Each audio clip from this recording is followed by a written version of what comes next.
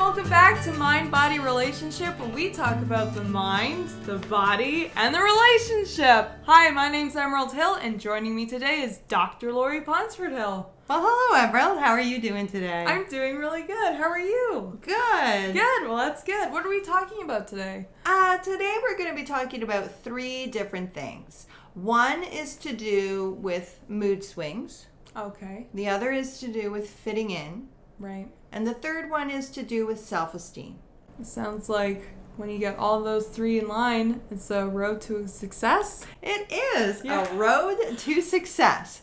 Title of our topic today. Yay! Yeah! I think in regards to mood swings are actually really, really difficult, right? Because when you're moody, you're moody. Yeah. Uh-huh. You know what it's like to be moody? Oh, it's so frustrating to be around someone who's moody because it's like they're personally trying to ruin your whole day. And then when you yourself is moody, it's like so hard to get out of it and you're like purposely trying to ruin everyone's day. Uh-huh. Yeah, it can be really difficult, right? Yeah. And so there's something called the window of tolerance.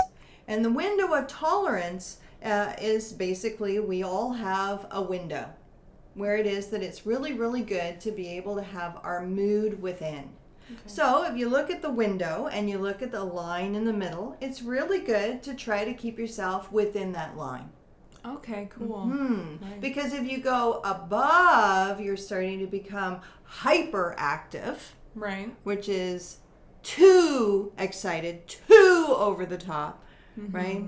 And when it is that you go below that line, you're hypoactive, meaning you have no energy, you're low, right?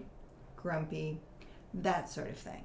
Right. So the goal is to know where it is that you need to be within your own window of tolerance. Right, okay. In order to have other people tolerate you. So the key to that is really about being self-aware, paying attention to yourself, and then actually really asking yourself, well, where are you within your own window? And if you're too high, acting out, so to speak, right, then really good just to be able to separate yourself off, right? In essence, talk to yourself, bring yourself back within that window of tolerance in order for you to, lower the mood. It's so interesting because when you say these things like, oh, you're hyperactive and then you're hypoactive, it really brings my mind to kids because it's just such an obvious juxtaposition when they do it. Like, it's like, oh, I'm happy right now, but now I'm in a really crap mood because of some, I didn't get a red lollipop, or I'm really, really hyperactive because I just saw a clown. But it's like, people forget, I think, that this totally, completely applies to adults. Like, if you ever, I worked in a kitchen once, and it was like, this guy, if I didn't put the plate of dishes in front of this particular pot, the whole day was ruined. His whole life was just in a sinkhole. Nobody puts the dishes where I want them to be, and all of a sudden, it's just this, like, pivot of, I am in a bad mood forever. Exactly. Yeah. So I think that it is really important just to be able to recognize that we do change our mood. Right. And so we do actually have control over our mood. And so whether you feel like you do, not, if you feel like you do not have control over your mood, the truth of the matter is that you do. You're actually actively making a choice to be up here or down here. That's really great. I think that's a really great piece of information because sometimes it does really feel like you feel really bad, and it's like, I just want to feel good. You know what I mean? Well, not good, but like normal. Do you have any suggestions about how you bring yourself out of your box when you're stuck in that box to be able to, open up and see, oh, everything's not that bad, or maybe right now it isn't like hyperactive? Well, I think that it's really about that paying attention to your self-awareness, right? Actually really actively asking yourself, where am I within my own window? Okay. And so when you're paying attention to that, then you can start to bring things into your mind to start to transition that. Right. If I'm too active and hyper, then what is it that I need to do in order to be able to tone myself down? And that might just be separating yourself off. It might be breathing things through. It might be distracting yourself to something else, right? In order to be able to regain control. And the same with if, you're feeling bad or blue or down or anything like that, to direct yourself towards people who make you feel good. Okay. Whether that's actually music or reading or playing an instrument or whatever it is that might be, right? To change your mood. You can actually do that. Well, that's a really great piece of advice. Do you have any personal experiences where you've realized you've stuck yourself in an emotional rut and you were able to bring yourself out of that rut with, changing your environment or changing your perspective or what you were doing? Maybe. Well, you know what? That brings us to fitting in. Okay. Yeah, sometimes fitting in is actually a very difficult task. I believe it.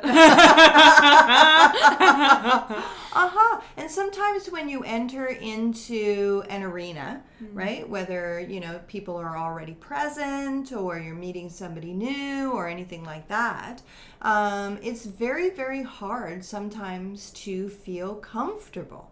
Right.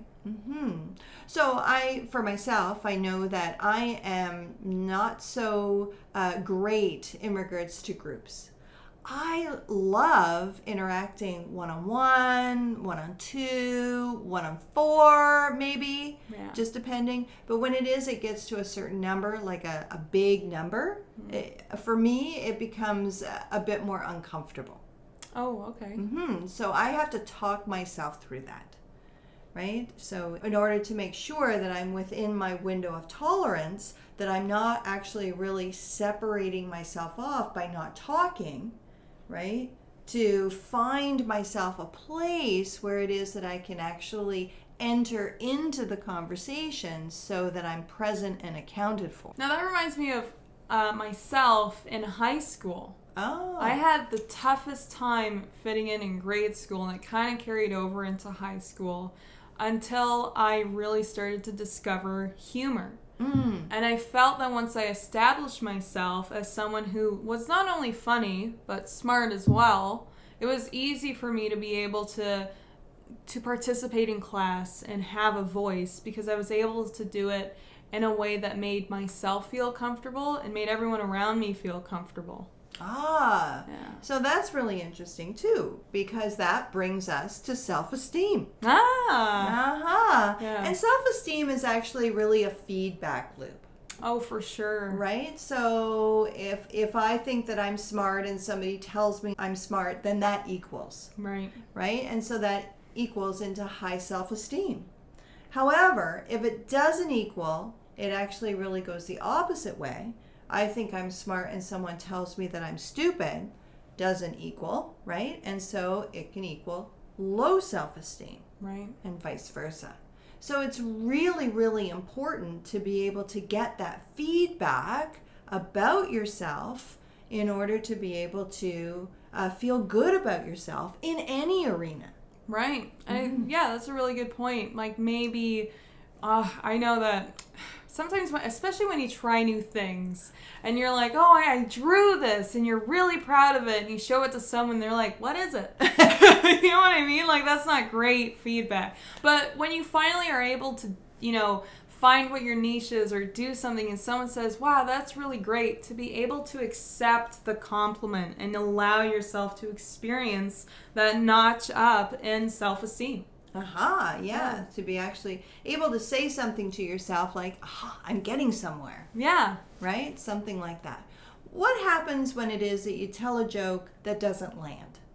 Oh, I have this really great pivot strategy.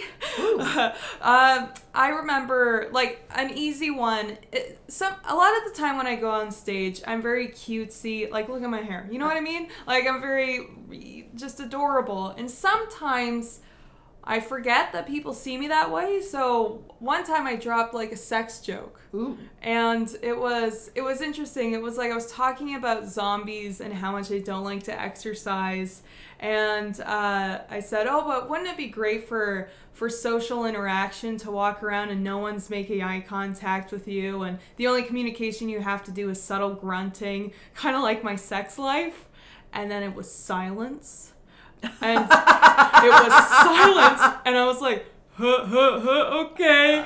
And then it was like the deep voice that like contradicted, I don't know, just the whole aesthetic that people really related to it and really liked it. I think it's nice to have an awkwardness that's also charming. You know what I mean? And it's being able to relate to the audience and being able to say, I get it. You know what I mean? You didn't expect it. I didn't expect that. So we're on the same page.